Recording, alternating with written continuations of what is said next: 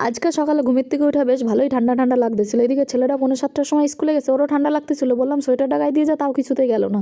তা আমিও রান্নাটা চাপাই দিলাম। এসে ডাল, লাউ দিয়ে ডাল রাঁধতেছি, আলু ভাজতেছি, আর মাছ দিয়ে আলু দিয়ে বেগুন দিয়ে ঝোল। এই মাছের নাম কি আমি কইতে পারুম না। আর এদিকে ছেলে ছোটো মাছ খাইতে পারে না দেখে ওর জন্য একখানা মাছের পেটি ভাজা আর মাছের ডিম ভাজা। তো আমার ছেলেটা আবার মাছের ডিম খাইতে ভালোবাসে, ছেলে খাইতেও ভালোবাসে, ছেলের বাবাও খাইতে ভালোবাসে। আর এই যে স্কুল থেকে চলেও আইসে, আর কি যেন একটা কিনে নিয়ে আইসে, কিন্ডার জয়ের মতো দেখতে, কিন্তু এটা কিন্ডার জয় না। তা আজকে বারণ করলাম, যে ও বললো আর পরের দিন থেকে আর কিনবো না।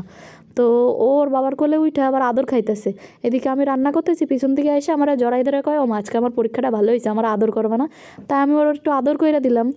আর এদিকে আমার রান্না টান্নাও প্রায় কমপ্লিট। তা ঘরটা নোংরা হয়েছিল, রান্নাঘরটা, তা একবারে বাসন টাসন মাইজা মুছে নিলাম। কিছু জামা কাপড় ছিল, জামা কাপড়গুলো কাইচা নেব।